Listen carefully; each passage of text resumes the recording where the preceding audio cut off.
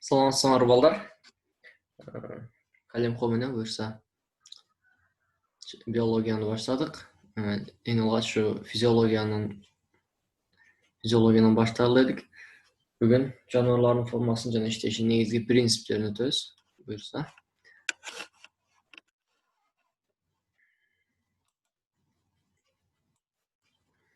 Жаныбарлардын формасын жана иштешинин негизги принциптери.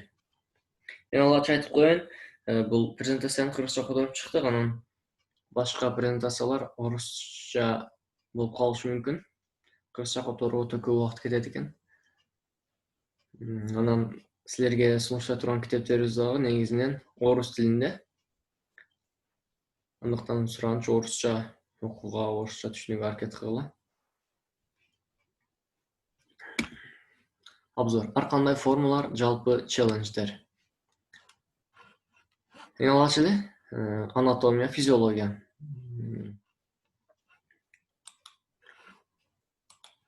Ар кандай формалар эмне? Жаныбарлардын формасы анын эмне? Ошол аткарган кызматына мындай айтканда туура келет. Мисалы, чуркоочулардын буттары башкача формада болот. Анан алардын ар кандай булчуңдары ошого ыңгайлашкан. Же болбосо балыктарды айталы. Балыктар сууда жүрүү үчүн эмне? Денеси жылмакай, анан суунун агымын жарып өтүү үчүнбү? Жалпагыраак формада болот, туурабы? Уштугуйраак эки жагы. Ошол ар бир нерсенин формасы анын аткарган кызматына айтканда дал келип калат. Жалпы челлендждер бул табигаттагы көйгөйлөр, жалпы челлендждер дегенде. Анатомия.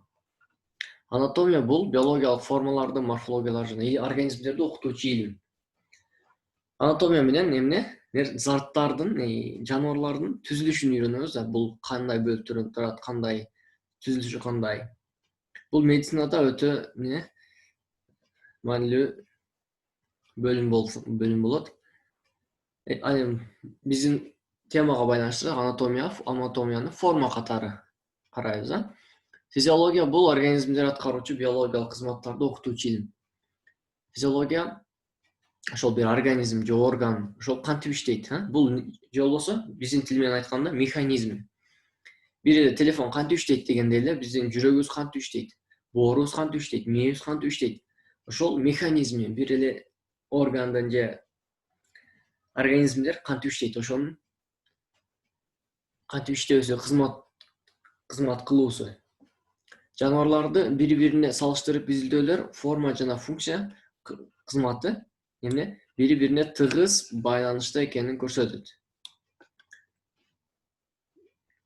Байыл айтып өткөндөй, бир нерсенин формасы анын эмне? Функциясына, кызматына бири-бирине тыгыз байланышта турат дейт.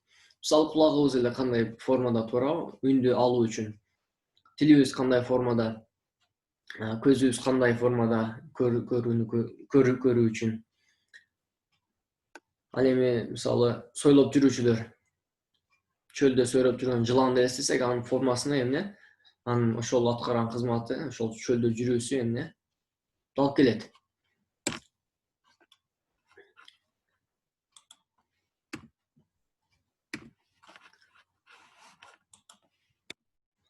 Коён кантип ашыкча ысып кетүүдөн сактанат? Коёнду эмне эстегенде эле узун кулактарын эстейбиз, туурабы? Ошол коён ушул узун кулактары аркылуу эмне? Ашыкча ысып кетүүдөн сактанат экен. Себеби анын кулактарында кулактарындачы өтө көп кан тамырлар жайгашып, алар терморегуляцияга, дененин температурасын контролдоого жардам берет экен. Мисалы, коён өтө ысып кетти дейли. Ысып кеткенде көбүрөөк кан, ошол кулактарына, кан тамырларына кан келип эмне? Кан келгенде бул жактан сыртка жылуулуктун чыгып кетүүсү оңой болуп, кулактар аркылуу көп жылуулук сыртка чыгып эмне?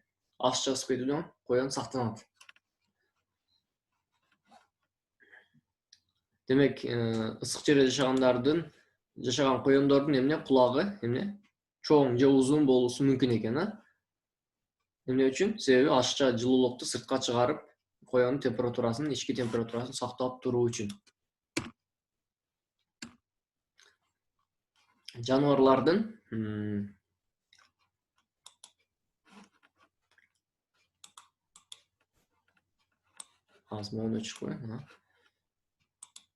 жаныбарлардын формасы жана функциясы бардык организациялык даражаларга туура келет. Организациялык даража атом, молекула, органелла, клетка, ткань, орган системалары болуп, анан организм болуп келет, даражалар. Ошол жаныбарлардын формасы жана функциясы бардык даражаларга туура келет. Жаныбардын көлөмү жана формасы анын айына чөйрө менен болгон байланышына таасир этет. Мисалы, бир эле жаныбарды карасак, анын формасы жана көлөмү ар кандай болот, туурабы? Бирөө башка жерде, бирөөсү башка жерде жашаган жаныбарлардынчы. Азыр дагы буюрса карайбыз. Жаныбарлардын ар кандай дене түзүлүштөрү геном аркылуу өнүгүп аныкталат. Бардык жаныбарлардын түзүлүштөрү геном аркылуу, ген аркылуу эң алгач ДНКда болуп, ДНКдан гендер чыгып, ошол гендердин иштөөсүнүн аркасынан ар кандай түзүлүштөр, органдар өздөрүнүн ордуна кызматтарын аткарууга алып келет.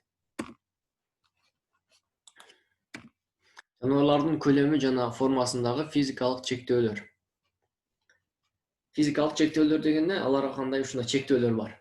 Айрым иштерди жасоо жөндөмдүүлүгү жаныбарлардын көлөмүнө, формасына жана айына чөйрөсүнө жараша болот. Эволюциялык конвергенция ар кандай түрлөрдүн окшош табигый чөйрө көйгөйлөргө көнүүсүн чагылдырат. Физикалык мыйзамдар жаныбарлардын көлөмүнө жана формасына чектөө киргизет. Болду да. Мисалы, тез түзүүчүлөрдөгү конвергенциялык эволюция. Конвергенциялык жашаган чөйрөсүнө карата, кызматына карата, конвергенциялык дегенде. Мисалы, тунецти карасак, сыртын карасаңыздар, сууда сүзүүчү ыңгайлашкан, жылмакай, эки жагы учтугу келген, ооз жагы учтуу суунун агымын жарып өтүү үчүн. Мисалы, ракеталардын деле үстү жагы учтугуй болот, туурабы? Себеби абанын катмарын оңой жарып өтүү үчүн. Буларда дагы ошондой эле ооз жагы ошондой болуп, бир формага келген сууда сүзүү үчүн. Пингвиндер деле сууда сүзүү үчүн ошого окшош. Тюлендер, мисалы. Андан кийин айына чөйрө менен өз ара алмашуу. Жаныбардын көлөмү жана формасы анын чөйрө менен энергия жана зат алмашуусуна түздөн-түз таасир этет.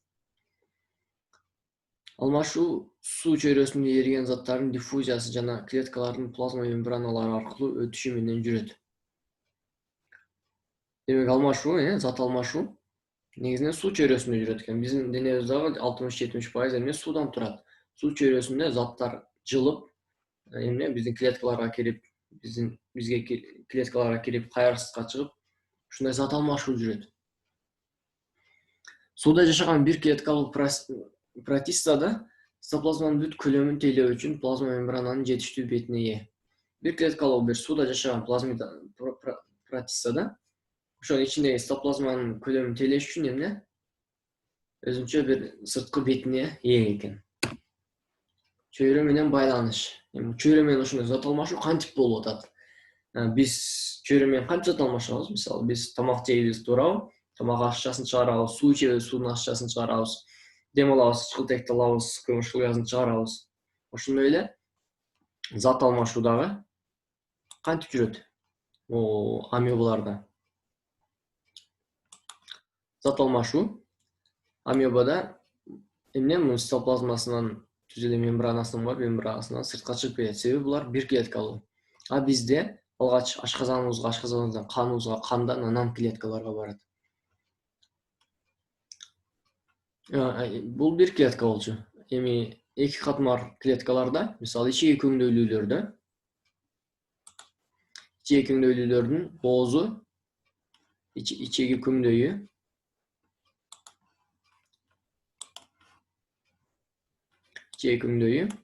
анан зат алмашуу булар дагы. Булардын ичеги көңдөйлүүлөр эки катмар клеткалардан болуп, эки эле катмар клеткалардан туруп,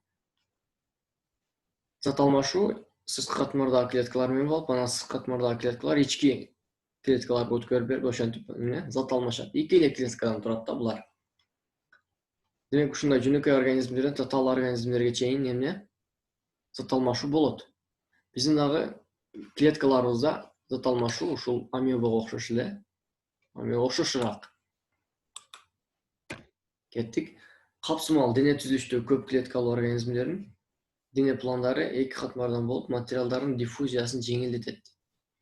Баягы ичеги организмдеринде эки эле катмар клетка болуп, эки катмар клетка сырт жана ичи менен ичегиге тамак, анан кийин сырты эки жакта тең материалдардын жылуусун жеңил болот да. Эгер көп катмар болгондо алар кыйналып калышмак да. Бир кыйла татаал организмдерде материал алмашуу үчүн өтө бүктөлгөн ички беттери, түзүлүштөрү бар. Татаалдырак организмдерде материал алмашуу үчүн, мисалы бизде, андан да татаал организмдерде материалдар алмашуусу үчүн ички беттери бар. Мисалы биздин жүрөгүбүздү эле карайлы. Жүрөгүбүздөн эле баштасак, жүрөк эң алгач сырткы чөйрөнөн тамак келет, туура ашказаныбызга келип, ашказаныбыздын бети менен, могул жерде бети менен тамактар сиңирилет. Ичегинин кабыгына өтө пакеттелген же болсо өтө бети чоң, туура. Өтө узун ичегилерибиз бар, ошол жерде тамак сиңирилип, канга өтүп, кан менен бул суюк зат да болот да зат алмашуучу. Кан менен анан клеткаларга барып, анан зат алмашат. Клеткаларыбыз деңгээлинде баягы амебага окшош эле сырттан суюгураак жерден клеткалардын ичине азык заттар кирип, анан аччы заттар чыгып, кан менен кайра келип, анан сыртка чыгып кетет, же дем алуубуз менен көмүрчүлүк газы же заттар анустан же болсо башка жерден чыгып кетет сыртка. Өпкө тканы, бөйрөк түтүкчөлөрү, мондай ткандардын сүрөттөрү, бөйрөк түтүкчөлөрү ушуларды жаттап алгыла. Себеби бул жалпы республика тесттин суроолорунда же олимпиадага даярданган окуучулар силерге дагы практикалык бөлүмдөрдө келип калышы мүмкүн. Же сүрөт болуп, же микроскоп менен карап, ушунун кайсы ткан экенин аныктап, сүрөтүн тартып берүүгө машык кыла. Ушул сабак өткөнүңүздө ушуларга маани берип жаттап алгыла. Дене түзүлүштөрүнүн иерархиялык организациясы, кыргызча айтканда уюшулуусу. Омурткалуу жаныбарлардын клеткаларынын арасында интерстициялык суюктук, аралык суюктук, орусча межтканевый деп коет, суюктук менен толгон. Баягы амебанын дагы сырты чөйрө суюк го, ошондой эле биздин клеткаларыбыздын дагы айланасы суюк зат менен толгон да. Бул суюк зат болсо клетканын сыртына жана ичине материалдардын жылуусуна шарт түзөт. Андан кийин дененин комплекстүү планы түзүлүшү өзгөрүлмө чөйрөдө жаныбарларга ички чөйрөсүн туруктуу сактоого жардам берет. Денебиздеги ички комплекстүү татаал планы түзүлүшүбүз биздин чөйрө ичибиздин организмдин ичиндеги метаболизмди, болуп аткан процесстерди, температураны туруктуу сактоого жардам берет. Көпчүлүк жаныбарлар ар кандай функцияларды аткарган ткандардан жана ткандарга иреттелген клеткалардан турат. Билебиз, атом, молекула, органелла, анан клеткалар бириге отуруп, ткандар бириге отуруп, органдар бириге отуруп, орган системаларыны, анан организмди. Ошентип катарлап кетет, туура. Демек, клеткалар бириге отуруп ткандар түзөт экен, ткандар органдарды түзүшөт, органдар бириге отуруп орган системаларын түзүшөт.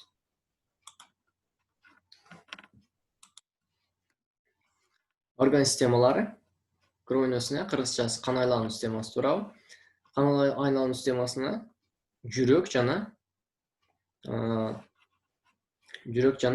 ошол жердеги кан тамырлар кирет.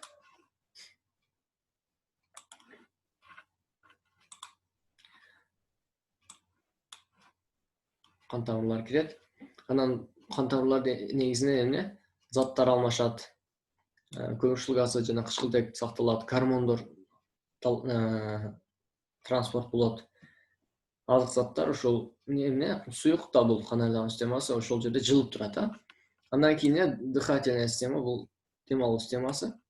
буга мурун, ушул кекиртек жагыбыз, анан трахея, бронхиолдор, анын ичинде өпкөбүз кирет, Негизинен бул эмне үчүн өпкөбүз? Дем алуу үчүн. Өпкөбүздүн кызматы дем алдыруу, Андан кийинки эле пищеварительная, тамак сиңирүү системасы. Буга эми тилибиз, тиштерибиз, ошол жерде шилекей чыгарышы бездер, кызыл өңөч, ашказаныбыз, жана ичегилерибиз, жоон ичеги, ички ичеги, боор, уйку бездери кирет. Анан булар организмге керектүү нерселерди сиңирүүгө, сырттан алууга, канга өткөрүп берүүгө жардам берет. Андан кийин выделительная, бөлүп чыгаруу, экскретордук система. Буга бөйрөктөрүбүз, ошол бөйрөктөрдөн чыккан түтүктөр, анан табарсыбыз кирет. Анан булар кандагы суюгураак, кичинекей же болсо суюгураак нерселерди сыртка чыгарууга жардам берет, бөйрөгүбүздө каныбызды тазалап турат. КБ системасы, половая система, КБ органдары кирет буга. Бул негизинен көбөйүүгө жардам берет. Андан кийин эндокринная система, эндокриндик система буга биздеги бездер. Мисалы уйку бези инсулин, глюкагон чыгарат, гипофиз, щитовидная железа, андан кийин бөйрөктүн үстүндөгү бездер. Булар гормон чыгарып, ички органдарды, ички ткандардын иштөөсүн көзөмөлдөйт. Демек ушундай орган системалары бар экен бизде, жаныбарларда. Кеттик кийинкиси.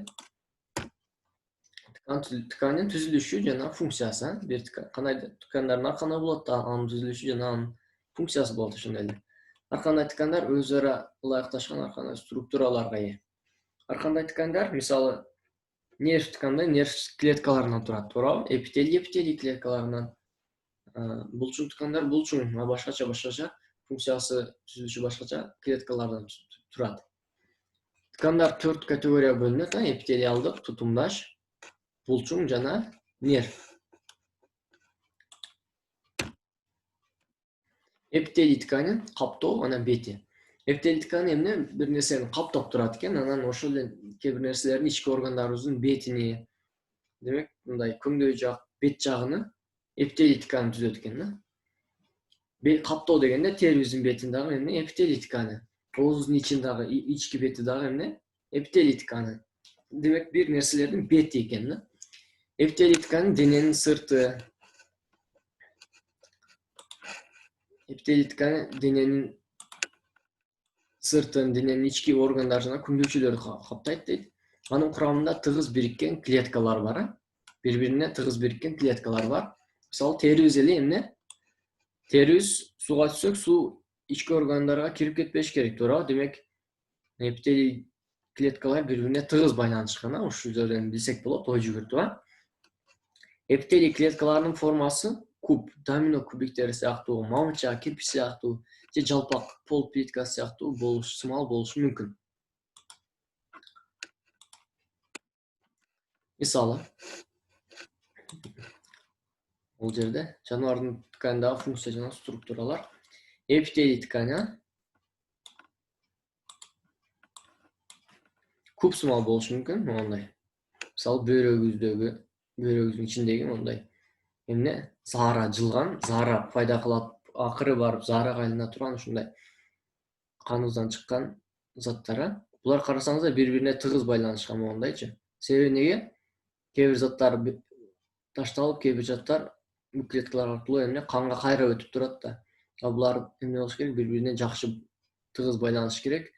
Кан менен заара өтө көп аралашып кетпеси үчүн. Андан кийин жөнөкөй мамыча сымал, столбчатый деп коет орусча. Узун мамыча сымал бул ашказаныбызда, мисалы, булар тамак сиңирүүгө жардам берет. Демек, ашказаныбыздын бети, туурабы? Ички бети, Бул куб сымал бөйрөгүбүздүн ички түтүктөрүндөгү бети. Андан кийин жалган катмарланган кирпиктүү псевдостратификацияланган, ушундай деп коет. Кирпиктүү, анан жалган деген катмарланган. Себеби мисалы бул эмне трахеяда турат да. Жаныбарлардын эле биз дем алганыбызда канчалаган чаңдарды, жаман нерселерди жутуубуз мүмкүн, туурабы? Ошол нерсе өпкөгө барса, өпкөнөн кайра эгер чыкпаса, демек толуп калат, туурабы? А булардын бетиндеги кирпиктери жылып, кыймылдап туруп, эмне ошол өпкөбүзгө кирген чаңды кайра өйдөгө, кайра сыртка эмне агызып турат. Ошол агызып келип же чүчкүрүп сыртка чыгарып беребиз, же ошол нерсени жутуп ашказаныбызга өтүп кетет. Ал эми ашказаныбыз эмне кислотада, ал заттарды жок кылып жиберет. Демек ар биринин өзүнүн функциясы бар, а? Катмарланган жалпак эпителий. Неге катмарланган? Себеби бул жерде мисалы кызыл өңөчүбүз экен, а? Өтө азык заттар көп алмашып турат да. Демек сырты эмне жабыркап турушу мүмкүн да, сырты көчүп турушу мүмкүн. Астына катмарлар кайра анын ордун толуктап турат. Ошон үчүн катмарланган, а? Андан кийин жөнөкөй жалпак эпителий. Эмнеге жалпак? Себеби өпкөбүздүн ички бети эмне жөнөкөй жалпак эпителий экен, а? Эмнеге жалпак? Себеби дем алганыбызда кычкылтек кирип эмне оңой клеткалардын арасынан оңой канга өтүүсү жана кан менен келген көмүрчүлүк газы оңой эмне сыртка чыгып кетүүсү үчүн. Эгер бул тери катуу болуп калганда эмне дем ала албай, дем алуу кыйын болуп калмак, а? Жалпак бир мондай аз клеткалардан тургандыктан эмне зат алмашуу оңой жүрөт.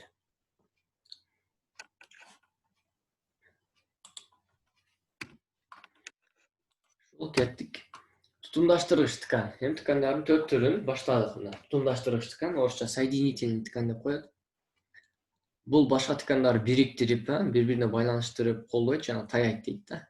Ошо балычсымал же бири-бирине таяп турат. Он содержит редкое упакование клетки, разбросанные по внеклеточному матриксу дейт. Упаковкаланган клеткаларды анан кийин сырткы матрикске эмне чачылган ушундай клеткалар бар экен. Анан матрица суюктуктагы жипчелерден, желе сыяктуу же катуу негиздерден турат дейт. Ушул матрица, ошонун сырты, клетканын сыртычы кандайдыр бир жипче талчалардан, желе сыяктуу кичинекей микроскоп менен көрө алып турган нерселерден, анан негиздерден, мындай заттардан турат экен да. Тутумдаштыргыч ткань жипчелеринин 4 түрү бар. Тутумдаштыргыч ткань талчаларынын 4 түрү бар. Алардын баары эмне белоктордон жасалган. Коллаген талчалары. Коллаген талчалары эмне бул күч жана ийкемдүүлүк менен камсыз кылат. Мисалы бизге ийкемдүүлүк берет, туурабы? Эки жака кыймылдай алабыз, ийиле алабыз. Ушуга демек коллаген талчаларынын жардамы менен болот экен, а? Эластикалык талчалар созулуп, кайра баштапкы формасына келүүгө жардам берет. Эластичный десе, мисалы кантип түшүнөбүз эластичный дегенде? Эластикалык дегенде. Терибиз эмне эластичный, туура, эластикалык. Терибизди бир чойсок, эмне чоюлат, бирок бошотсок кайра өз калыбына келип калат да. Ушуну эластикалык, эластичный дейбиз да. Түшүнүңөр да. Ретикулярдык талчалар тутумдаш тканды жанындагы ткандарга байланыштырат. Бул жанындагы ткандарга байланыштырат экен. Байланыштырып турат бул.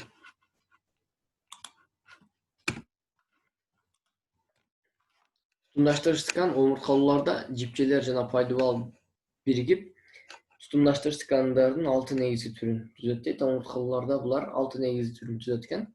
Борпон, орусча рыхлая деп коет. Борпон рыхлая тутумдаштыргыч ткань. Эпителийди астында жаткан ткандарга байланыштырып, мисалы терибиздин теридин бетин астында жаткан ткандарга байланыштырып, ушул тутумдаштыргыч ткань турат экен. Жана органдарды өз ордуна кармап турат. Органдардын өз ордуна кармап, эки жака жылганда жабыркалтпай ордуна кармап турат. Андан кийин кемирчек, күчтүү жана ийкемдүү колдоочу материал болот. Күчтүү анан ийкемдүү дейт да. Мисалы омурткаларыбызды эки жака ийилсек болот да, баягындай. Ийилгенибизде ийилет, туурабы? Сөөгүбүз катуу да ийилбеш керек эле да. Сөөгүттөрүбүздүн арасында дисктер бар, ошолор кемирчектен болот. Булар бизге ийкемдүү болууга жардам берет. Мисалы кулагыбыз кармасак бүктөсөк болот, туурабы? Демек ийкемдүүлүккө жардам берет экен. Талчасымал волокнистый деп коет орусча. Тутумдаштыргычтыкан булчуңдарды сөөгүктөргө бириктирген тарамыштарда булчуңубуз келип сөөгүккө бириккен тарамыштарда анан кийин буундары бири-бирине сөөгүктөрдү бири-бирине байланыштырган байламталарда болот экен. Алдыда дагы көрөбүз. Тутумдаштырганда эми май ткани, ушуну дагы май ткани дагы эмне тутумдаштыргыч тканга кирет. Май ткани изоляция, эмне биздин сырткы чөйрө менен ички чөйрөбүз эмне чегара болуп турат, бөлүп турат, изоляция кылып турат жана жылуулук үчүн эмне май сактайт. Андан кийин кан ткани эмне кан клеткаларынан жана кан плазмасындагы клетка сыныктарынан турат. Кан клеткаларынан дегенде кычкылтек ташуучу клеткалар эритроциттерден, лейкоциттерден, анан ошол жерде майдаланган сыныктардан турат. Эми сөөгүк ткани минералдашып, скелетти түзөт.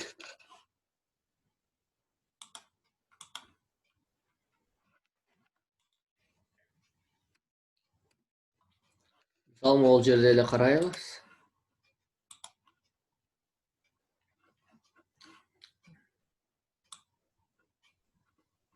Тутумдаштыргыч тканын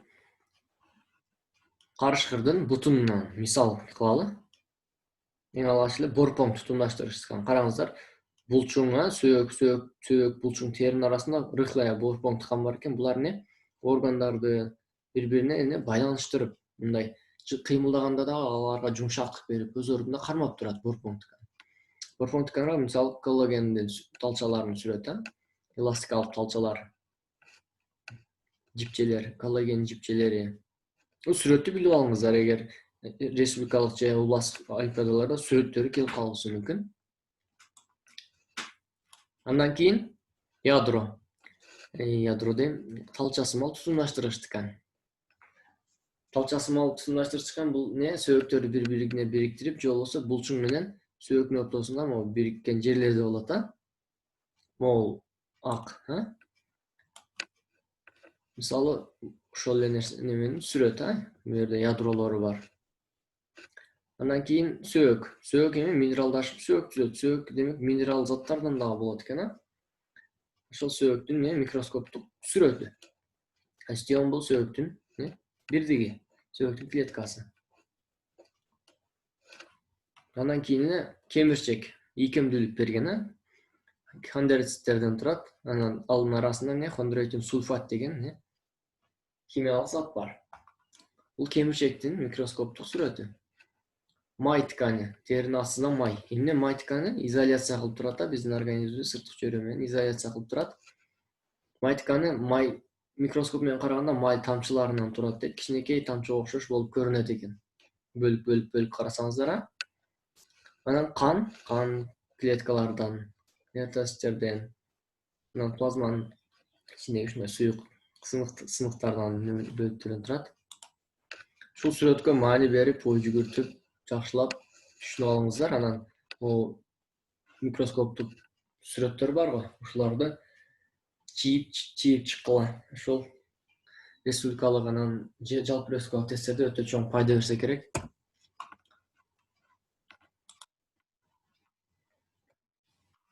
Булчуң ткан, андан кийинки экинчи булчуң ткан. Булчуң ткан узун клеткалар болгон булчуң жипчелеринен турат. Алар нерв сигналдарына жооп беретинде жыйырылат. Эми кармаган эле булчуңду баарыбыз эле билебиз, узун жипче клеткалардан турат экен. Качан мээбизден бир сигнал келгенде ошол булчуңдар жыйырылып, бир кыймылга алып келет бизди. Омурткалуу денеде 3 түргө бөлүнөт экен булар. Бизде 3 түрү бар, Сөөгүк булчуң, жылмакай булчуң, анан жүрөк булчуң. Сөөгүк булчуң же тилкелүү булчуң деп коет. Беби тилке болуп микроскоптон караганда тилке болуп көрүнөт, Сөөгүктөргө жабышкан жана ыктыярдуу кыймыл үчүн жооптуу. Ыктыярдуу дегенде качан биз кааласак буларды кыймылдатып ар кандай бир кыймылдарды аткара алышыбыз мүмкүн. Ал эми жылмакай булчуң ички органдарды түрмөктөп, ороп, дененин эрксиз, ыктыярдуу эмес иштерине жөндөмдүү да. Мисалы, биз каалап эле, өзүбүз каалап ашканабыздын иштөөсүн токтотуп кое албайбыз. Булар биздин ыктыярыбызга баш бербейт. Жүрөк булчуңу эмне? Жүрөктөгү булчуң, бул эмне? Жүрөктүн жыйрылуусуна жардам берет. Мына сүрөттөгүдөй эң алгач скелет булчуңун карайык, жана карышкырдын бутундагы. Скелет булчуңдун үстүндө да ошонун микроскоптогу сүрөтү, ядролору бар экен, узун клетка, узун эмне? Жипче сымал клеткаларынан турат. Булчуң жипчелери, саркомер, анан бул эмне? Ыктыярдуу. Карышкыр каалап ар кайсы тарапка кыймылдай алат. Бул демек ыктыярдуу кыймылга жооптуу, скелет булчуң. Андан кийин экинчи жылмакай, ашказанын карайлы. Жылмакай булчуң ыктыярдуу эмес жумушка. Биз кааласак, каалабасак деле ашказаныбыз иштей берет, туура. Биз каалап ашказаныбызды токто деп токтотуп кое албайбыз. А булчуңдарыбызды өзүбүз токтотуп же болбосо кыймылдатып тура алабыз, туура. Андан кийин бул жүрөк булчуңуну, карышкырдын жүрөгүн карасаңыздар, жүрөктүн согуусуна жардам берет, Анан жүрөктүн үстүндө эле анын микроскоп сүрөтү. Ал микроскопто интеркалярдык диск, клеткалардын ортосунда бир диск. Булар эмне? Диск бул жүрөктүндөгү сигналдын бири-бирине тез өтүүсүнө жардам берет. Жылмакай булчуңдун микроскоп сүрөтүндө да ядро булчуң жипчелери бар. Ушул үч сүрөткө маани берип билип алгыла. Бул дагы өтө маанилүү. Нерв ткани. Нерв ткани стимулдарды сезип, жаныбарлардын ар тарабына сигналдарды өткөрүп берет. Биздин ойлонуубуз, мээбиз, эмне жүлүнүүбүз, бир нерсени сезүүбүз баардыгы нерв ткани болуп саналат, Нервтер менен иштейт. Нерв ткани эмнелерди камтыйт? Нерв ткани эң ичине карасак, нейрон жана глиал клеткаларынан болот. Нейрондор нерв импульстарын өткөрүүчү клеткалар. Биз колубузду бир нерсеге койдук, ушул сездик, ушул сезгенибиз дагы нейрондор менен болот, Ошол нейрондордун жанында анан глиал клеткалар болот, же глия деп коет экен. Орусча ушундай болуп калды окшойт. Кыргызча жаңы эле котордук буларды. Ушул атын эмес, механизмге түшүнүүгө аракет кылгыла. Аты көп деле маанилүү эмес. Нейрондорду булар азыктандырып, жылуулап, толуктап бир кармап туруп жардам берет экен. Мисалы, карышкырдын мээси жүлүнүү, биздин дагы мээбиз жүлүнүүбүз эмне? Нейрондордон турат, Бул жерде сары болуп нейрондун аксондору, Ушулордун жанында глиал клеткалар булар эмне? Тамактандырып, өз ордунда кармап, азыктандырууга жардам берет экен глиал клеткалар. Кан тамырлардан тамак затты алып берүүгө, ушундай өз ордунда кармоого глиал клеткалар жардам берет. Аксондор менен сигналдар, импульстар ташылат, Могу дендриттин сүрөтү.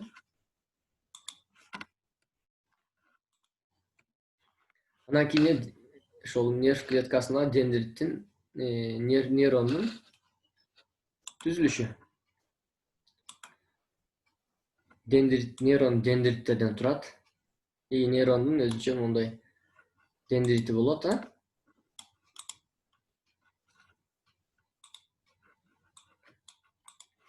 Дендрит аркылуу башка дендриттерден же сырттан бир нерселерди сезет, импульстарды алат.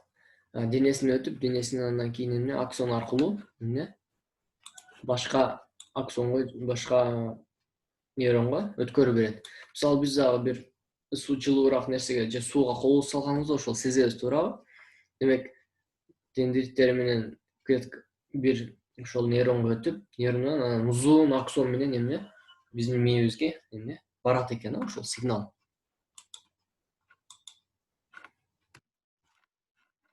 Координация жана контроль, көзөмөлдөө. Ошолор ткандарды карап чыктык, координация жана контроль, көзөмөлдөө. Дене ичиндеги көзөмөл жана координация эндокриндик системага жана нерв системасына көз каранды. Биздин денебиздин ичиндеги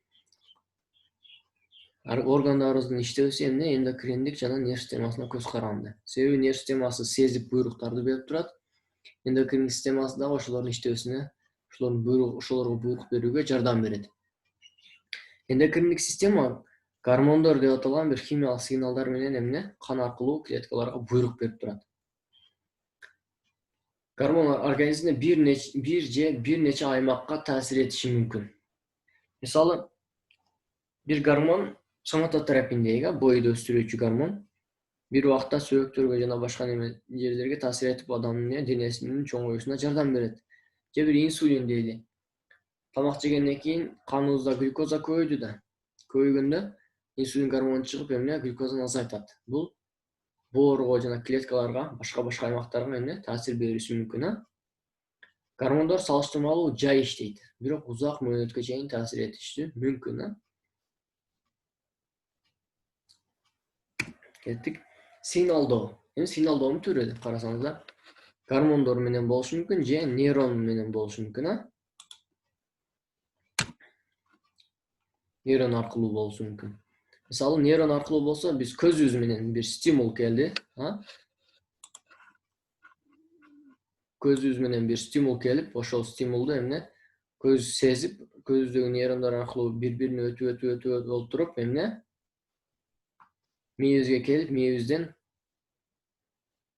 тамакты көрдүк дейли. Тамактын ошол көзүбүз менен көрүп келип отуруп, анан булчуңдарыбызга сигнал келип, булчуңдарыбыз иштеп, ошол тамакты алып, анан жедик. Жегенибиз жооп болуп калат да. Гормондор менен дейли. Сигнал келди, сигнал гормондор бездерге сигнал келди.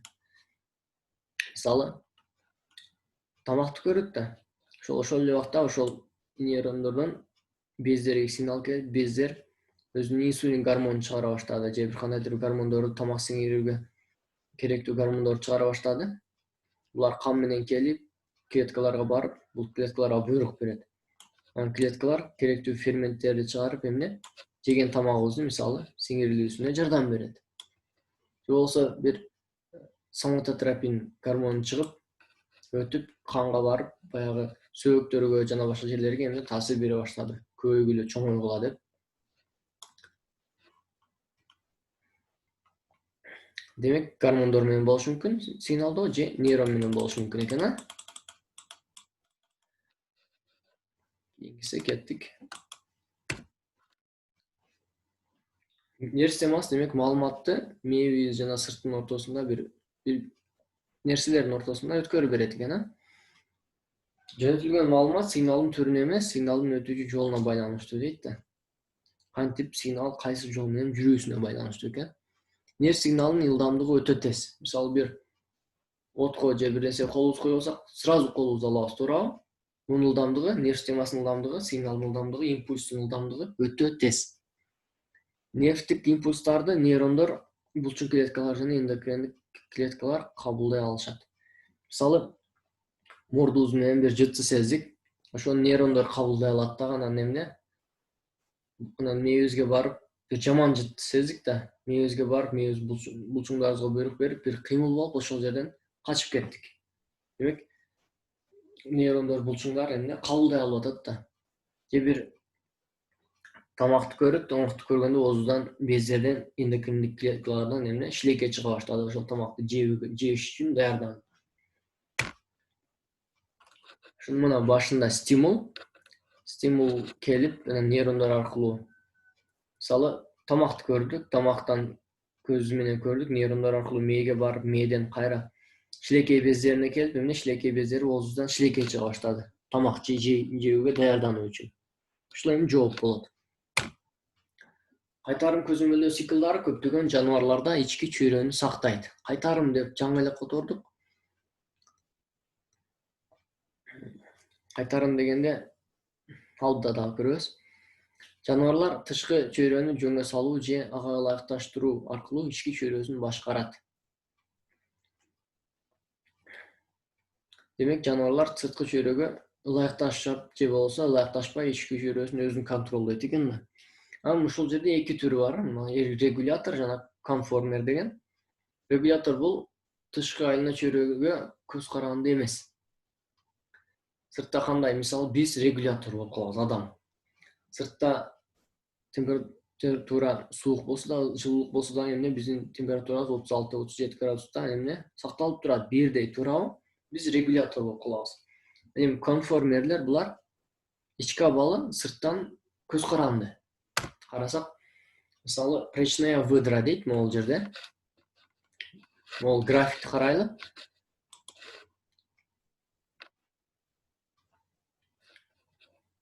Графикте речная выдра. Сүрөтүн карасаңыздар, эми x огунда, y огунда дененин температурасы, ал эми x огунда чөйрөнүн температурасы. Карасаңыздар, чөйрөнүн температурасы өсүүдө 10, 20, 30, 40. Ал эми бул речная выдранын температурасы эмне? Же болсо адамдын температурасы орточо жылуулукта турат.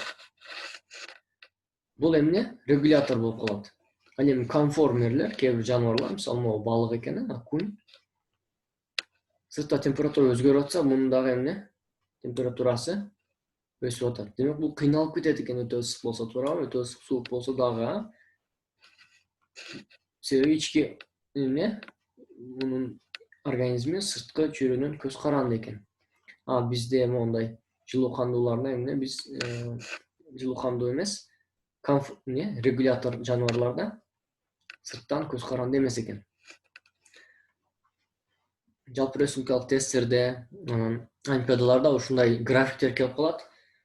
Биз олимпиадага катышып жүргөн убакта да ушул окшош суроо келген. Сырттан көз каранды эмес жаныбарларды ошо графикке маани берип, өзүңүздөр ой жүгүртүп койсоңуздар, өзүңүздөр график чийип көрсөңөр болот.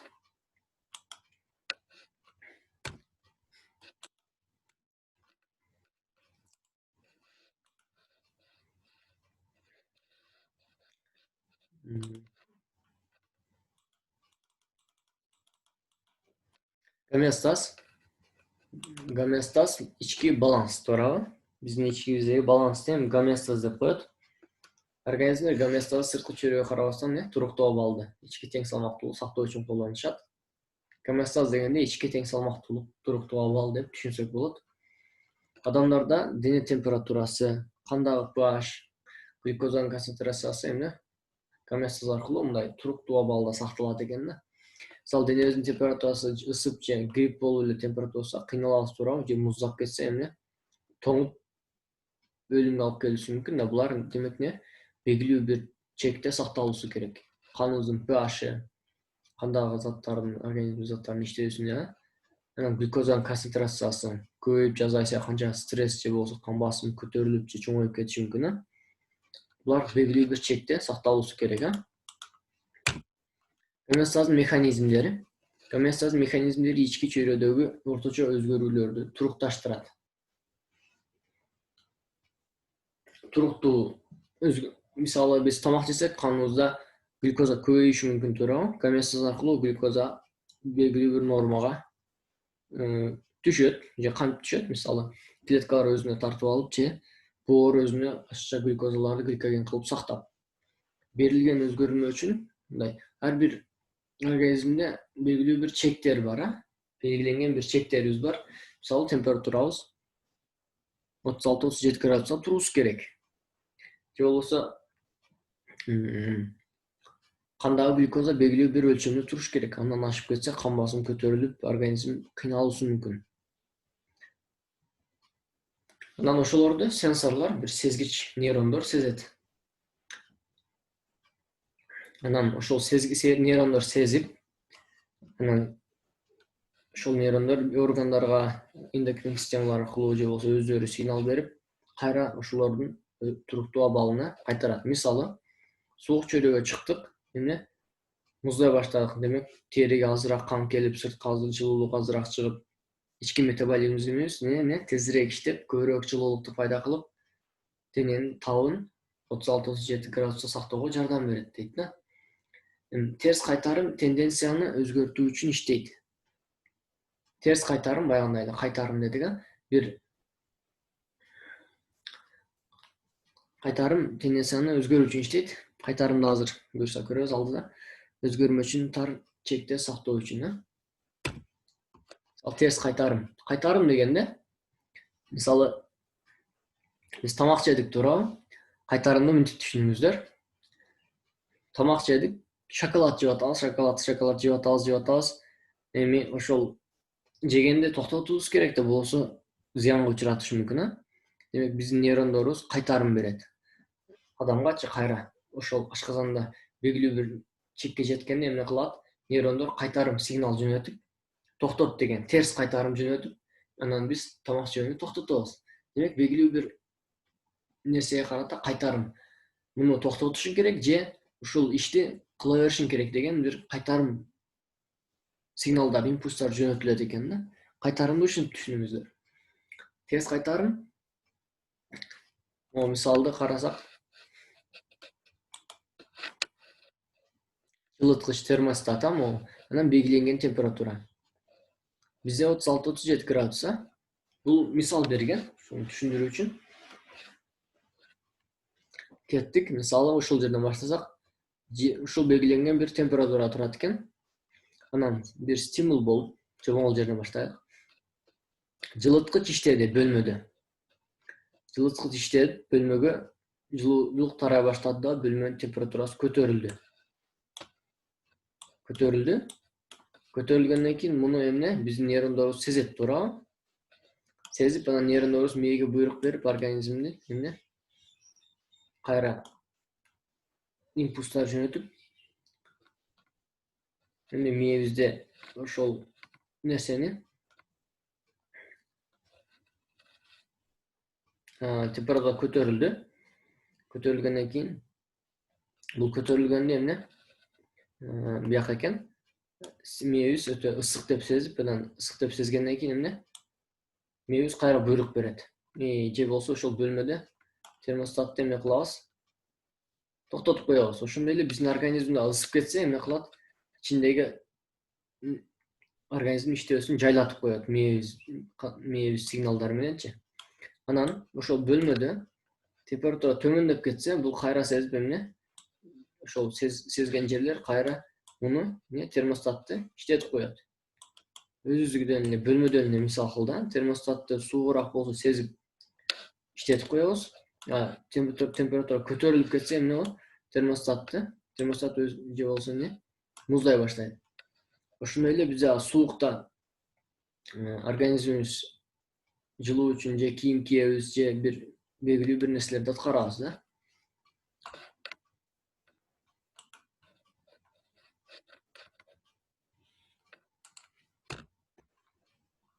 Гомеостаздагы кайтарым циклдар. Гомеостаздын динамикалык барабардыгы терс кайтарым менен сакталат жана өзгөрмөнү кадимки диапазонго же белгиленген чекке кайтарууга жардам берет. Ички балансыбыз терс кайтарым менен сакталат экен. Мисалы суукка чыксак үшүп кеттик. Демек, терс кайтарым, үшүдүм деген бир терс кайтарым болот. Анан биз кийимдерибизди кийишибиз мүмкүн, же жылуу жерге кирүүбүз мүмкүн да. Ушулар. Көпчүлүк гомеостатикалык башкаруу терс тутумдары терс кайтарым байланышта ишешет. Мында акыркы продукттун топтолушу тутумду өчүрөт дейт да. Анан азыр буюрса, оң кайтарым циклдар жаныбарларда кездешет. Оң кайтарым жаныбарларда кездешет дейт. Бирок гомеостазга алып келбейт. Тескерисинче, оң кайтарым тенденцияны күчөтөт дейт. Алды. Оң кайтарым деп терс кайтарым баягындай токтот, бүтүр дегендей түшүндүк. Эми оң кайтарымга эмне мисал болушу мүмкүн? Бир нерсени аткарган сайын аткаргыбыз келе берет го, ошол эми оң кайтарым болуп калат да. Гомеостаздагы өзгөрүүлөр. Белгиленген чектер, андай организмде туруктуу чектер бар дедик го. Адамдын жаш курагына жараша өзгөрүшү мүмкүн, же циклдык вариацияны көрсөтүшү мүмкүн. Гомеостаз тышкы чөйрөдөгү өзгөрүүлөргө ылайыкташы мүмкүн. Бул процесс акклиматизация деп аталат. Гомеостаз демек ички системабыз эмне? Чөйрөдөгү суук жерге же тоолуу жерге же ысык жерге эмне? Ылайыкташы мүмкүн экен. Ошону акклиматизация деп коет экенбиз. Анан биз жаш курабыбыз өткөн сайын же ар кандай мезгилдерге жараша биздин чектер алмашып турушу мүмкүн да. Кышта же жайда ар кандай болуп, же ички организмибиздин иштөөсү, кээ бир чектер суукка даярдануу үчүн же ысыкка даярдануу үчүн ички организмибиз эмне? Кичине алмашып турушу мүмкүн экен да, кичине чектерчи. Белгиленген бир чектер. Терморегуляция.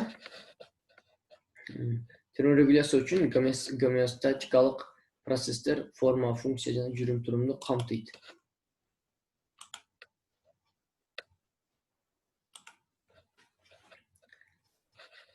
Терморегуляция бул эме температуранын көзөмөлдөө регуляция. Бул жаныбарлардын ички температурасын чынамдуу чекте бир кармоо. Эндотермдик анан эктотермдик, эндотермалар жана эктотермалар болуп эки түрлүү жаныбарлар болот температурасына карата. Эндотермдик жаныбарлар өздөрүнүн метаболизми, ички метаболизми менен жылуулукту пайда кылышат, а эктотермдик жаныбарлар жылуулукту сырттан алышат. Эндотермалар канаттуулар, сүт эмүүчүлөр, адамдар кирет. Эктотермдик жаныбарларга омурткасыздар, балыктар, амфибиялар булар дененин табы сырттан көз каранды экен. Канаттуулардан эмес, сойлоочулар кирет.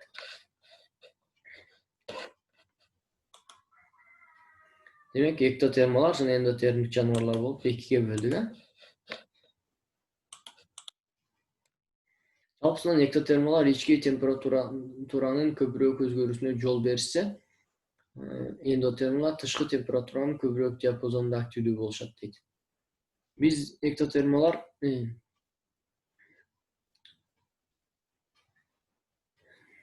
азыр мисалда көрөбүз. Эктотермияга караганда эндотермия энергетикалык жактан баалуураак. Эмнеге баалуураак?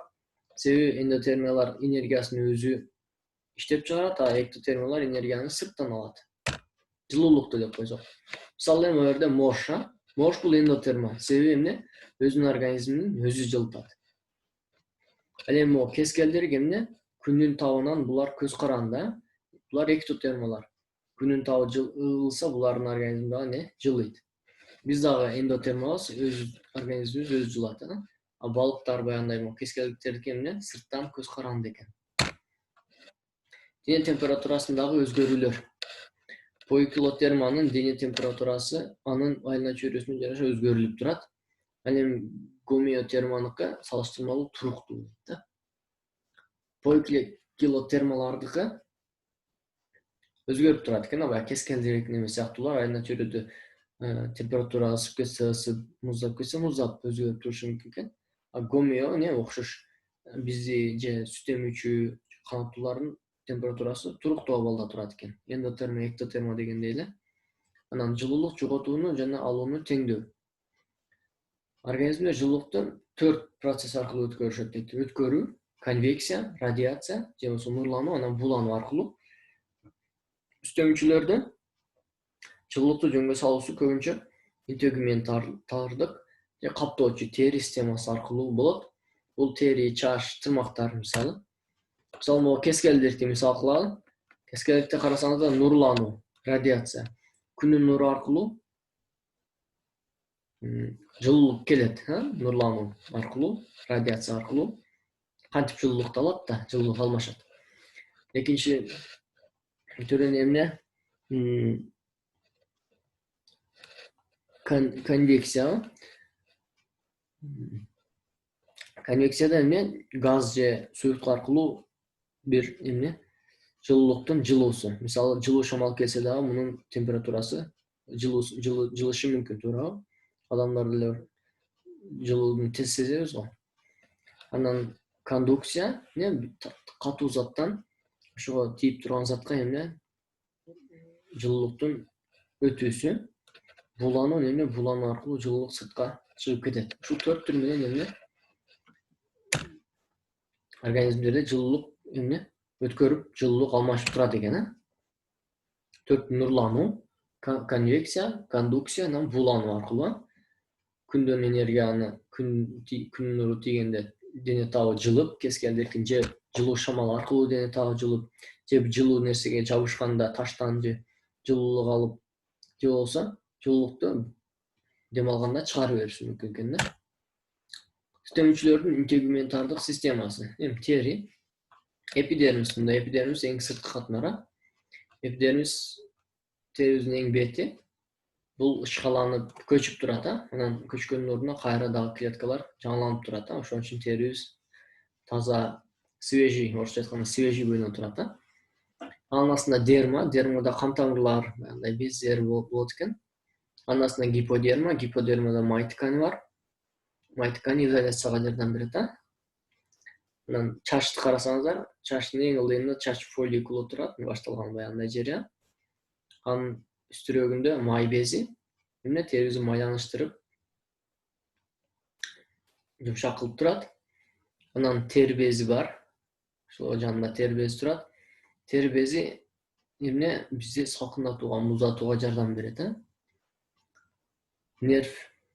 Тери безинин функциясын айтып коеюн ушул жерде. Биз качан мисалы сууга чөмүлүп чыкканда эмне полотенце менен арчынсак муздабай калабыз, туурабы? Ал эми арчынбасак муздайбыз. Неге? Ойлонуп көрүңүздөр эмне үчүн, Себеби суу буланганда ошол буланган жериндеги белгилүү бир жылуулукту алып буланып кетет да. Ошондой эле суудан чыгып арчынбай турсак, денебиздеги суу буланып, биздин денебиздеги жылуулукту алып кетип муздайбыз да. Ал эми полотенце менен арчынып алсак эмне ошол суу буланбай анча муздабай калабыз. Ошондой эле биз дагы өтө активдүү иш кылганыбызда дене табыбыз көтөрүлүп ысып кетет да. Ысыганда терлейбиз, туурабы? Ошол тердеги чыккан суу бууланып сыртка чыгып кетип, денебизди муздатууга жардам берет. Демек, тер безинин дагы ар кандай өзүнүн дагы башка функциялары бар. Бир функциясы ушундай. Ошол эле булчуңдар бар, терини бир калыпта кармап туруу үчүн. Кеттик, кийинкиси. 5 жалпы адаптация жаныбарларды терморегуляциялоого жардам берет. Изоляция, кан айлануу адаптациялары, буланып жылуулукту жоготуу менен, салкындоо, жүрүм-турумдук жооптор, метаболикалык жылуулукту өндүрүштүн жөндөө. Ар бирин карап чыгалы эми. Изоляция сүт эмчүлөрүнүн жана канаттуулардын негизги терморегулятордук адаптациясы. Изоляцияны эмне кылат? Май кылат, туурабы? Бир эле отту сыртта жагып көрөлү, анан мештин ичине жагып көрөлү кандай болот. Мештин ичинде жылуулук сакталат, туурабы? А сыртта от жаксак, айлана чөйрөгө тарап кетүүсү мүмкүн жылуулугу, туурабы? Ошондой эле биздин организмдин жылуулугу да ичте бир сакталып туруусу үчүн изоляция болуусу керек. Изоляция бул тери жана май аркылуу эмне биз изоляция болобуз, туурабы? Тери, мамык, жүүн жана акырык жаныбарлар менен айлана чөйрөнүн ортосундагы жылуулуктун жылуусун азайтат. Теринин ичиндеги ушу майлар бири-бирине жылуулуктун өтүүсүн азайтат. Мисалы, мешти кышында мештин ичинде от жагалы, ичи жылуу турат, туурабы? Ошондой эле да. Кан айлануу адаптациялары дене бетине жакын кан агымын жөнгө салуу терморегуляцияга олуттуу таасир этет. Дене бетине жакын кан агымы денебиздин мисалы өтө физикалык активдүү иш кылганыбызда денебиз табы кызарып кетет. Себеби эмне? Кан тамырлар чоңоюп, денеге көбүрөөк кан келип, сыртка көбүрөөк жылуулук чыгаруу үчүн да. Ал эми муздаганыбызда агарып кетет кээде. Неге? Себеби денебизге азыраак кан келип, кан тамырлар ичкерип, дене табын сыртка чыгарбаш үчүн бир механизм болот да бул. Көптөгөн эндотермдер жана кээ бир эктотермдер дененин өзөгү менен ичи менен теринин ортосунда кан айлануусун өзгөртүшү мүмкүн. Ушул кан айланууну өзгөртүп, ички температурасын сактап турат экен да. Анан тамырдын кеңейиши, анан тамырдын ичкериши. Теридеги тамырлар кеңейгенде кызарып көрүнөбүз, Ошол кеңейгенде териге көп кан келип, сыртка көбүрөөк жылуулук чыгат да. Териде кан тамырдын ичкериши, териге азыраак кан келип, дене табыбыз жылуулук ичте көбүрөөк сакталат да. Бул суроо жыртыларда да келип калса керек. Ушуну маани берип, интернеттен да карап алсаңыздар. Кан тамырларынын кеңейүүсү, анан ичкерүүсү. Теридеги кан тамырлар кеңейгенде көбүрөөк кан келип, денебиз кызарып, ысыйт да дененин бети, анан көбүрөөк сыртка жылуулук чыгып кетет. Ал эми кан тамырлар ичкергенде дененин бети бир аз муздап, жылуулук ичте сакталат, организмдин ичинде сакталат. Көптөгөн деңиз сүт эмчүлөрүндө жана канаттууларда кан тамырларынын тизилиши каршы агым аркылуу, бири-бирине каршы агым аркылуу алмашууга мүмкүнлүк берет. Каршы агымды азыр мисалында көрөбүз. Карама-каршы жылуулук алмаштыргычтар жылуулукту карама-каршы багытта агып жаткан суюктуктар арасында өткөрүшөт. Карама-каршы жылуулук алмаштыргычтар жылуулуктун жоготулушун азайтуучу маанилүү механизм болуп саналат дейт. Мисалы, могул жерде караңыз, карама-каршы жылуулук алмаштыргычтар. Мисалы, канаттууларда мисалы буту муздабайбы деп ойлойбуз го, Неге формасы ушундай, Себеби кан тамырлар монтип жагышат экен да. Артерия менен кан келип, ошол жерде кан ошол менен жанынан вена өтөт экен да. Вена өткөндө артерия жылуу канда. Анан денеге жерге тийген жери эмне муздагыраак, а? Мисалы биякта 35 градус дейт, дененин ички жагы, жакын жагы. Жерге канчалык жакын болгон сайын муздайт экен, а?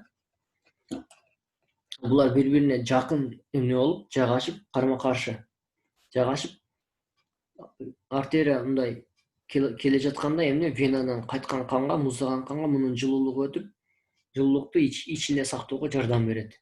Ушул карма-каршы жылуулук алмаштыргычтарда ушундай механизм болот экен. Мисалы биздин дагы колдорубуздун учтары ошондой, эмнеге бир мындай уштуураак келет, а? Мисалы дельфиндерде дагы жылуулукту көп сыртка чыгарбаш үчүн эмне ушундай болот экен.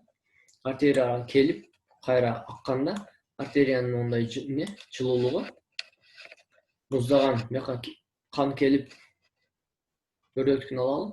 Кан келип муздап кайра кайтканда бияктан келип аткан жылуу артериянын жылуулугу муздак венанын канын жылытып кайра ичке эмне кетет.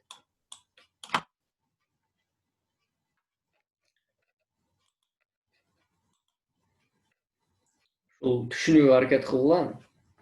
Буюрса кийин Телеграмдан талдаганыңызда дагы буюрса түшүндүрөм.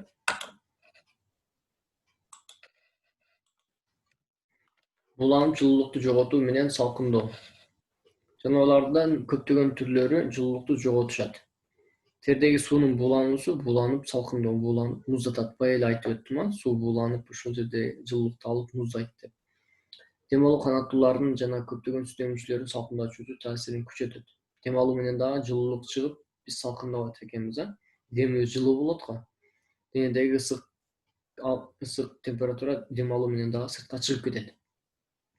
Терде же жуунуу терини нымдап, жаныбардын муздашына жардам берет. Бая эле деңизде чөмүлгөнү мисал кылып айтып кеттим, Жүрүм турумдук жооптор. Эндотермаларда, эктотермдерде дене табын көздөмөө үчүн жүрүм турумдук реакцияларды колдонушат дейт.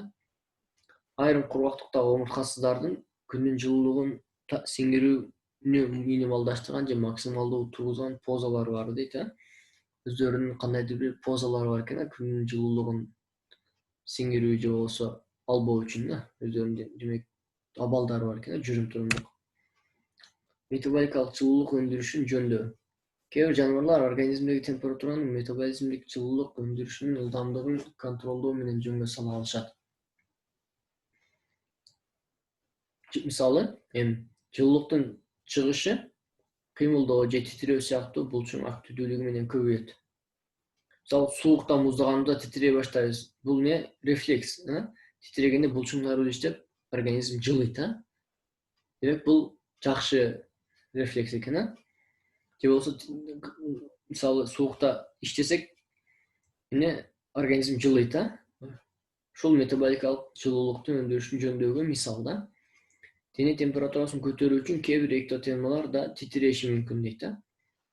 Кээ бир эктотермалар дагы өзүнүн температурасын көтөрүү үчүн титиреши мүмкүн экен. Демек, титирөө менен дене табыбыз көтөрүлөт экен, муздап калуудан сактанат экенбиз. Мисалы, X огондо могу графикти карасак, фермалык питон жумуркалардын инкубациялап жатканда жылуулукту пайда кылат дейт. Y огунда оксиженди, кычкылтекти канчалык колдонушу,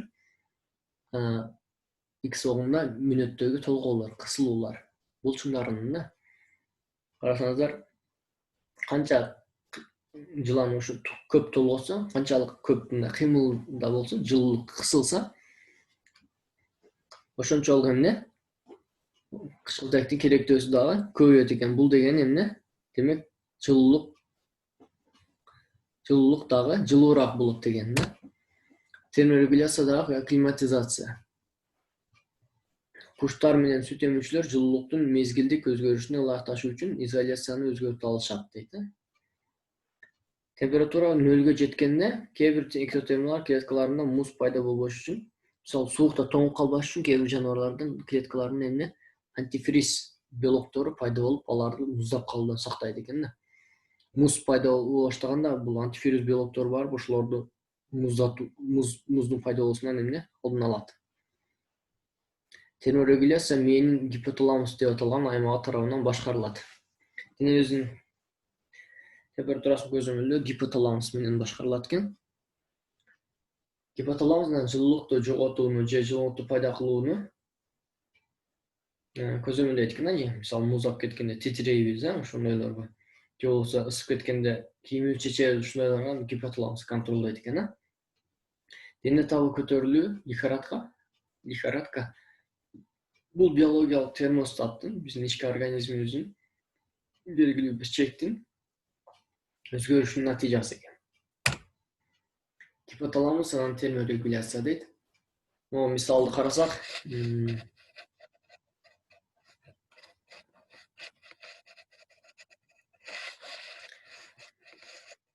карасаңыздар, мээ гипоталамустун кантип иштейт? Мээде гипоталамус салкындатуучу, мисалы, гипоталамус термостат салкындатуучу механизмдерди иштетет. Терде бир нерселерди чыгарып, тер бул буйрук берди, сигналдар жөнөттү. Тер бездери тер бөлүп чыгарат. Тер буланганда дене муздайт. Анан тердеги кан тамырлар ысып, кызарып, тери ысып, көбүрөөк капиллярлар толуп, жылуулук көбүрөөк терден сыртка чыгып кетет. Анан ошо дене температурасы муздап кетсе,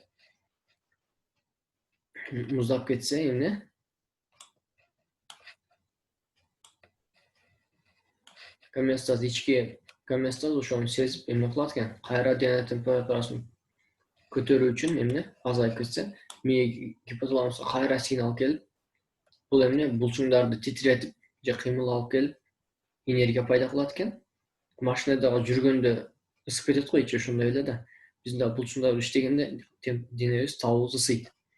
Же денедеги кан тамырлар чоңоюп, кан тамырлар кысылып, дене муздап, тери жагыбыз муздап, жылуулук ичте сакталат, сыртка көп чыгарбай. Ошентип ушундай реакция менен биздин дене табыбыз дагы сакталып турат экен.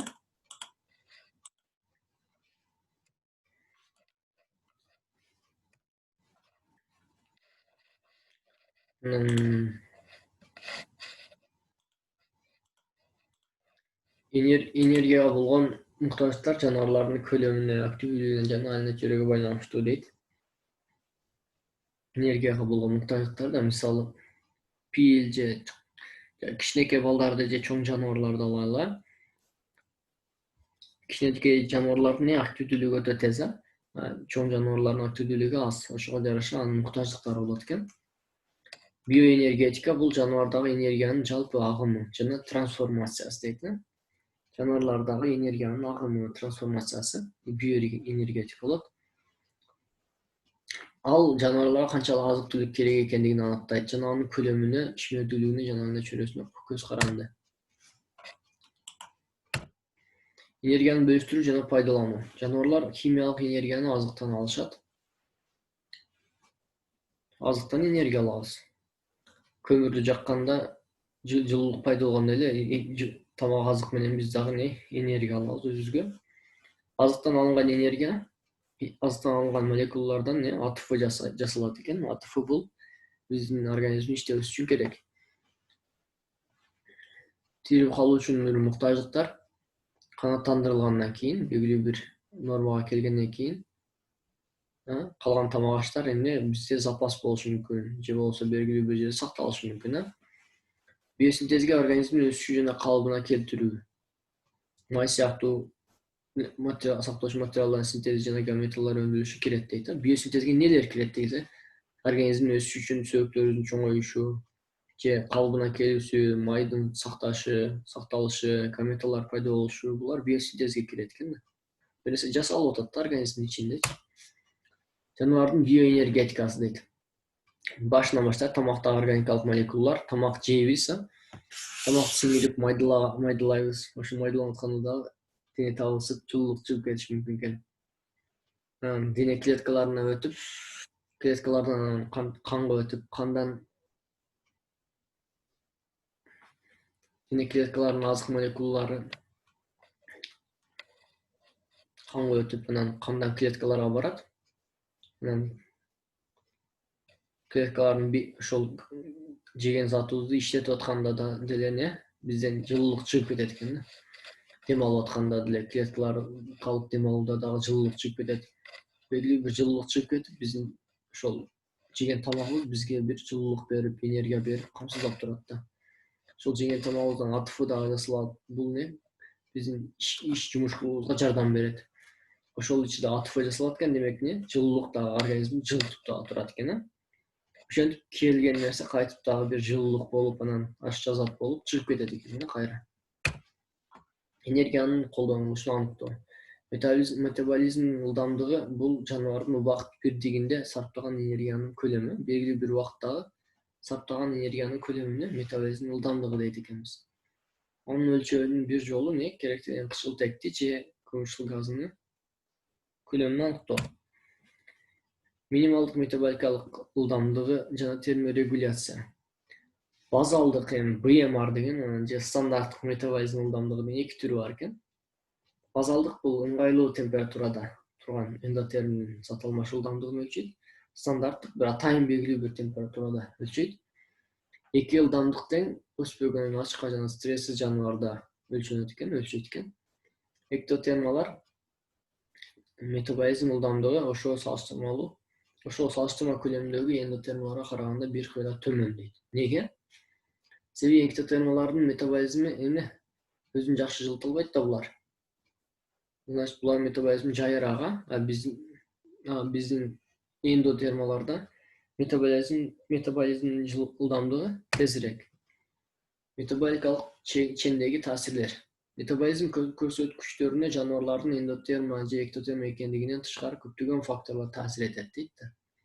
Метаболизм көрсөткүчүнө бул факторлордун экөө көлөм жана активдүүлүк. Көлөм, мисалы, пил же чычкан дейли. Метаболизмдин ылдамдыгы окшош жаныбарлардын денесинин көлөмүнө тескери байланыштуу.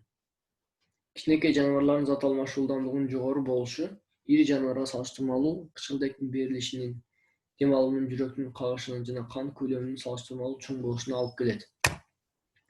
Метаболикалык чендин дене өлчөмүнө болгон байланышы. Дене салмагы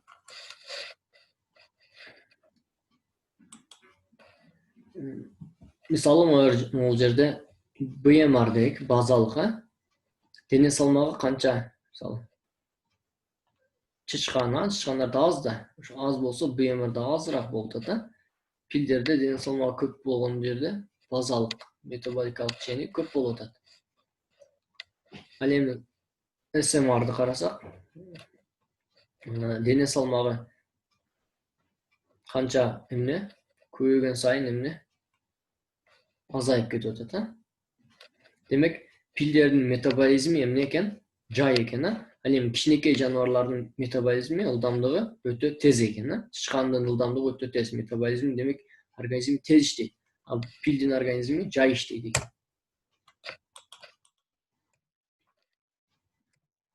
Активдүүлүк, метаболикалык көрсөткүч жана энергетикалык бюджеттер.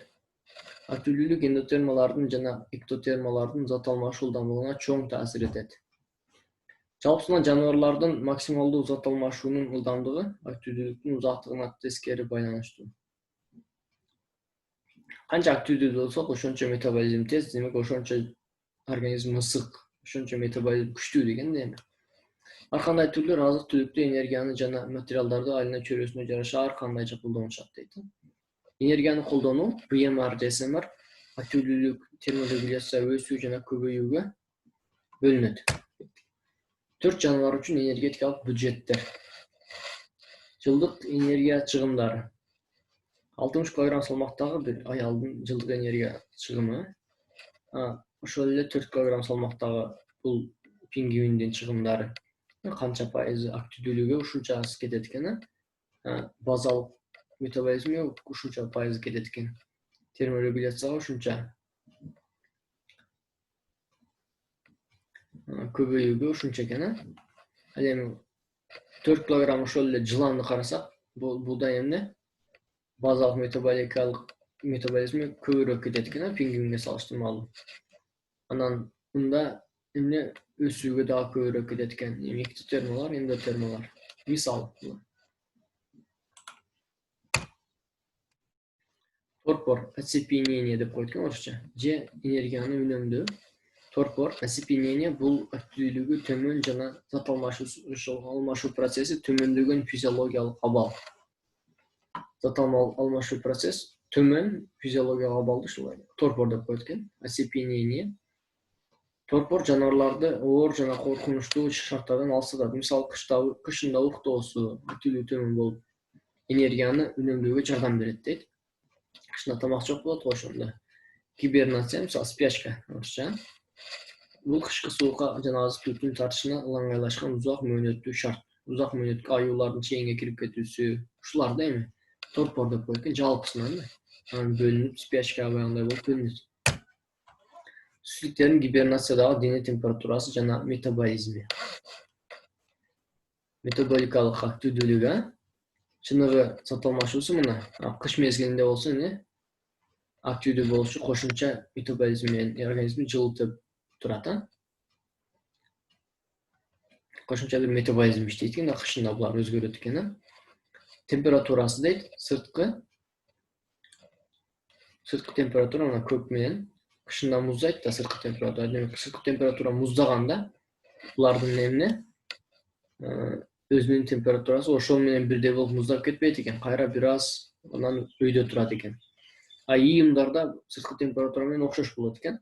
Кышында өтө температура өтө ылдый түшсө булар өлүп калышы мүмкүн. Ошон үчүн метаболизми тезирээк иштеп, эмне температурасы сыртка караганда өйдөрөөк турат экен.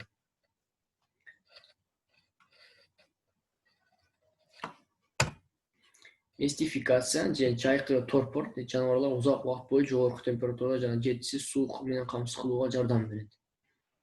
Жаныбарларга узак убакыт бою жогорку температурада же суу жетишсиз болгондо ошого чыдоого жардам берет экен. Күнүлүк торпор көптөгөн кичинекей сүт эмүүчүлөр жана канаттуулар тарабынан көргөзмөгө коюлуп, азыктанууга ылайыкташтырылган. Ушундай эстификацияны түшүндүк, узак убакыт бою жогорку температурада ушуга чыдоо же болбосо суусуз чыдоого жардам берет экен. Камсыз кылууга жардам берет экен. Кайталоо катары гомеостаз, ички баланс дедик. Гомеостаздан сигналдар келип, стимул болуп, анан бир сенсорлор сезип, көзөмөлдөөчү центр жооп кайтарып, ушундай бир биздин организмде ушул механизмдер айланып турат экен. Бүгүн ушул мындай маалыматтар кыргыз тилинде аз да негизиненчи. Ошон үчүн англис тилинен, орус тилинен котордук. Түшүнбөсөңүздөр Телеграмдан дагы түшүндүрүүгө суроолор болсо бериңиздер, аракет кылабыз. Биз мындай дүйнөлүк стандарттагы бир китептин презентацияларын котордук эле, ошого бир аз кыйын болушу мүмкүн. Анан Тейлор деген китепти окуп көрүңүздөр, орусча. Ошону таап, ошол жардам бериши мүмкүн сиздерге. Түшүнбөсөңүздөр дагы аракет кылыңыздар. Бул өтө пайдалуу, жакшы китептен котордук да. Түшүнүүгө аракет кылып, убакыт бөлүп окуңуздар. Телеграмдагы каналыбыздан суроолоруңуздарды берсеңиздер болот.